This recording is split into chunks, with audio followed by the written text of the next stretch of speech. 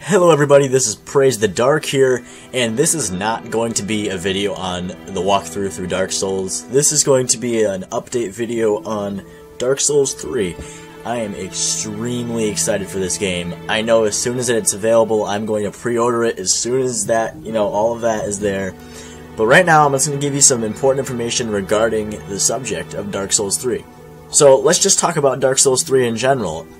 Obviously, it is the work of now completely appointed president of From Software, Hidetaka Miyazaki. Now, Miyazaki was the brains behind Dark Souls 1, and once you start playing Dark Souls 2, you can tell that he was not completely there. Dark Souls 2 was kind of like Miyazaki was overlooking it, kind of making sure it was on some sort of track, but he was not, the design element of every part of the game. Like in Dark Souls 1, when you opened up a shortcut, it would immediately draw back into some other point of the game. My favorite example of this is when you have that first bonfire in the Undead Burg, and you can kick down that ladder, and you end up going back to that same bonfire later on. And that bonfire is used for 3 instances. 1, to just get there the first time, and then eventually get to the Taurus Demon. 2 is to go past that and defeat the Bell Gargoyles. And 3 is when you come back and you want to go for the Capra Demon, that is the closest bonfire. So all of these different elements come together, every single shortcut comes together in Dark Souls 1, and that just wasn't exactly there in Dark Souls 2. So we know that since Hidetaka Miyazaki is at the helm of Dark Souls 3, these design elements will come back. And this is also kind of apparent in the gameplay of Dark Souls 3. You can see that the environment is tight-knit. It is smaller, it is, it's not a small world, that's not exactly what I'm saying. It's just that it's more compact, it is designed a lot better than Dark Souls 2 was. For me, Dark Souls 2, it didn't really give you any direction, and yes, I was able to progress through Dark Souls 2. I beat that many times, and I still do like the game. I'm not saying that Dark Souls 2 is a bad game, but it is slightly inferior to Dark Souls 1. But it excites me that Dark Souls 3 is being designed well. The game design is beautiful. Now let's talk about gameplay a little bit. Dark Souls 3 will have heavy influence from Bloodborne and Dark Souls 1. Dark Souls 2, there are some elements that are in there, like being able to drink an Estus flask while going up a ladder, certain things like that, but the instant backstabs are back, the parrying animations are the same now as Dark Souls 1, but the combat, the reason why I said it's somewhat like Bloodborne is because Bloodborne has a really fast-paced kind of gameplay. And the gameplay throughout Dark Souls 3 is extremely fast-paced. Now, another gameplay element that was just introduced within Dark Souls 3 was a thing called weapon arts. Now, what I thought in the beginning weapon arts was an unlimited amount of being able to use a certain weapon move or something, like a new move that you could use constantly. It was kind of like Power Stance in Dark Souls 2, that's what I thought it was. But no, it's not like that at all. In fact, it's just a point system, kind of. You have a set amount of times you can use the weapon art. For instance, you have maybe a straight sword. One of the weapon arts is when you can pull the sword upward, kind of like... It's kind of hard to explain. I mean, I guess the best way to explain it is kind of like Geralt in The Witcher. The way he holds his weapon above near his head. That's kind of one of the things that was brought into the straight sword. That was the weapon art. It brings it up by his head, and he can thrust forward and do an attack that is different from regular R1s and R2s. This is also in every other weapon too, kind of like the great sword, and in scimitars. Now, battle stances are different with every other weapon. The great sword, for instance, will launch an enemy or do a bash in the ground. The straight sword or long sword, whatever, those do like a swift movements, cutting movements, and the scimitars, the ones that I saw at least, were the dual scimitars, and it does a spinning move, which basically makes your character extremely vulnerable to attack, but when there's enemies in front of you, they are done for. It's extremely powerful. I think it's like a gamble between two things. You get vulnerable, but you get extremely good amounts of power, especially from these smaller curved weapons. It's like the scimitar. Another thing that is really nice that I think is cool about Dark Souls 3 is the fact that the lighting is very, very beautiful. Dark Souls 2 lighting I thought was crap. I saw the gameplay demo that looked nothing like the actual game, but then Scholar of the First Sin came out, which I downloaded immediately because I'm an avid Dark Souls fan. I don't care what it is, whatever's released, I'm gonna get it. So I got it, and there was dynamic lighting. You'd actually have to use a torch, and that was awesome. You'd have to sacrifice your shield for a torch, and that rendered you more vulnerable, but it would also give you lighting to the area. The entire part, my favorite part of using this dynamic lighting situation is when you go to the Forest of Fallen Giants, and you go down that door using the soldier's key you get from killing the last giant. You go downstairs, and it's pitch black, and then you need to use the torch. This is in Dark Souls 3, and that is so exciting. This is more like Bloodborne as well, because the torches have an unlimited usage. At least that was what was shown in the Gamescom gameplays. When they would pull out a torch, they would have no need, there would be no timer like there was in Dark Souls 2. It was more like Bloodborne, where there was unlimited usage of that torch, and I liked that. I didn't like having limited usage of the torch, despite it being a little more realistic. Now we're going to go back to gameplay design. Another thing that was really, really cool to see inside of the game was having one part where you're going up the stairs, and there's a stone dragon up above on a castle-like structure, and to clear the path, he breathes fire down, and the fire actually sticks to the area. It emits a great aura that fades away slowly instead of going away within seconds. And I thought that was awesome. This was a great display of game design. You saw the path be cleared, and you could walk through, the enemies were killed, and you'd have to time it perfectly so that the dragon doesn't come and burn you while you're running through it. That was awesome. And another way of this design being shown was in the boss. That was the Dancer of the Frigid Valley, and it had a flaming sword that whenever it hit the ground, it would catch something on fire, and by the end of the battle, the entire room would be engulfed in flames because of this thing. But now let's talk about bosses, for instance, since we're on the subject of bosses. Hidetaka Miyazaki said that every single boss has at least 2 stages, and this was shown in the Dancer of the Frigid Valley. In the beginning of the fight, it would come out with only 1 sword, and once it got down to a certain amount of HP, it would pull out a second, so that would be its second stage. Since there are no other bosses to show for Dark Souls 3 yet, it's not exactly known what these other stages will be, but for now, this is what we know. We know that every single boss has 2 to 3 stages, and this dramatically increases the difficulty of the game, and I love how it's getting even more difficult. I like new things being thrown at me, I like surprises, and I like having a boss that changes. It makes the whole experience so much greater when you have to engulf yourself into the battle and you have to learn each move that the enemy takes. Maybe you die, but now the next time you go towards that battle, you know what to do, and I love that. I love how it takes time to get accustomed to the enemy. Maybe you do beat it on the first time, but it takes time. And also back to the gameplay element, I wasn't saying that it's fast like Bloodborne to the point where you don't use any defensive techniques. This is still a Souls series game. You still need to be defensive, you still need to use a shield. I also forgot to say, the reason why I'm thinking of it now is because of shields. For weapon arts, you need a shield that is specific for weapon arts. So you have 2 different classes of shields. You have the weapon art shields and you have the parrying shield.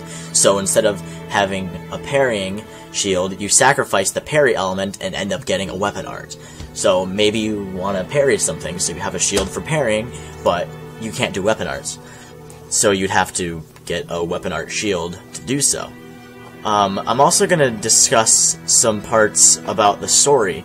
It's like any other Souls series game. The story is not going to be given to you I saw in the beginning, before the Dark Souls 3 was actually released, or not released, but shown to the public and actually confirmed, there was a leak from the No, which most of the things they said was correct, but some of the things I'm not exactly so sure about. For instance, they said that there's going to be a lot of cutscenes. Now, I'm sure there will be cutscenes in this, but this is also a Souls game, and usually they don't have that much cutscenes. For cutscenes, mostly what they would do is they would maybe give you a cutscene before a boss battle to show the boss battle emerging from something. There really wasn't that much thematic, beautiful cutscenes, but they said that there were 60 minutes of cutscenes. This was never confirmed, and I'm not exactly sure about this, but what we know right now is that story is not just given to you. So the 60 minutes of cutscenes wouldn't really make sense to me, because I would think that they would give you story throughout those cutscenes. But what we know right now is that cutscenes are actually shown through epitaphs. There are multiple quotes that were written upon these tombstones that they'd find throughout the entire thing, the entire map that is presented right now. And most of them are really hard to find. You'd have to find them by really searching hard for them. And one of them you had to defeat basically a mini-boss for. There was like a Ice Knight, and you'd have to get past him. And most people that I've talked to that have endured having to fight this thing said that it's even harder than the actual boss that you're presented with, which is the Dancer of the Frigid Valley. And that is crazy. You have to actually work to get the story, and that is cool. Most people really don't care about the story, but I personally care about it. I love the story of Dark Souls, and I love how you actually have to search for the story. In previous Souls games, it was written on certain things, but it was basically just put there, and it wasn't something that you need to search hard for. It was in item descriptions and things of that sort of nature. And I'm sure there'll be stuff like that in this game. Everything will be in item descriptions, but on the subject of the cutscenes, I'm not exactly sure if that was very truthful. They also said that the PC was questionable, and the PC is being, I think, released right alongside with the Xbox One and PS4 editions of the game. And I know as soon as that occurs, I'm going to be getting it on the PC, because PC Master Race. I also want to discuss some of the enemies that were portrayed throughout this entire Gamescom demo. There were knights and hollows and things of that sort, but there were also certain things that happened that were maybe story elements, certain things that were happening to the hollows. One of these was when you go on top of one of the rooftops, and there is a bunch of hollows, you know, they're praying, and then once you get close, a giant tentacle-like thing bursts out of this hollow, and it is one of the most difficult enemies. And yes, you can throw firebombs at it, and it's actually really easy to kill with firebombs, but hand-to-hand, damn, that thing is formidable. Another thing that was there was a giant, it reminded me of Smo, giant, like, knight kind of thing, and it was shining silver, and it was basically this big barreling guy with a big weapon, but then he all of a sudden released this AoE laser thing that would shoot a bunch of lasers out of the ground around you. And that was also pretty devastating as well. I'm also going to mention some certain things that I caught from the trailer. Again, I'm jumping around because this is all spewing out of my mind, but one thing that I caught especially was the bonfire mechanic. Now, there wasn't any bonfire mechanic during the Gamescom demo.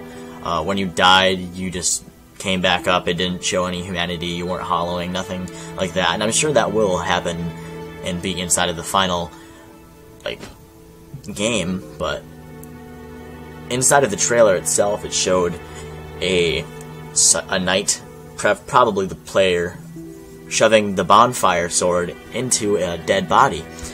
Now, one of the things that was told by the No in their release leak kind of video, they were saying that one of the new mechanics that was being introduced was that you would drag a dead body and you'd create a bonfire out of that.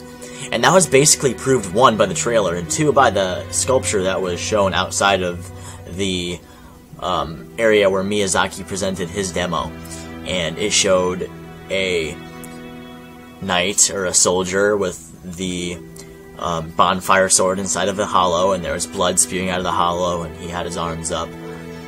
That basically showed that there's a bonfire being created out of this. I feel like it's like a ceremony that you commit so that a bonfire could come. And I believe this is the reason for this is because one of the main subjects of this is only dark and ashes and death remains. There's nothing left. There's no flame. There's no embers. There's nothing. This is the apocalypse.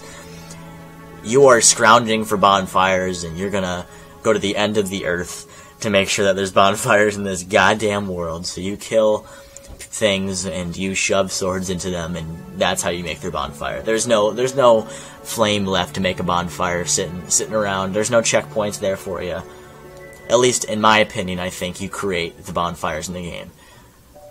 I don't know how this is going to be done at all. Maybe there's special enemies that show up in certain areas that you kill, but I have no idea. If this is just any enemy you can kill and create a bonfire, this is obviously overpowered. You can't just pick up any enemy off the side and make a bonfire out of it. I feel like that'd be somewhat unfair, so I think they're going to go with like a special enemy that you can kill every once in a while throughout a level, throughout an area, and that's how they'll do this bonfire thing. Another thing that I want to discuss is the Estus Flask. Now, the Estus Flask is, again, pretty much like Dark Souls 1, but now I guess it's somewhat different. The action seems a lot faster, but there's also a delay before and after drinking it, so you have like a partial part of a second before drinking it and a partial part of a second after drinking it that you are like staying still, so an enemy can hit you even after you've already drank the Estus Flask. But instant recovery is back now, so you don't have this dragging along HP bar after drinking the Estus Flask, which I thought was dumb. There's a lot of things I thought it was dumb about Dark Souls 2.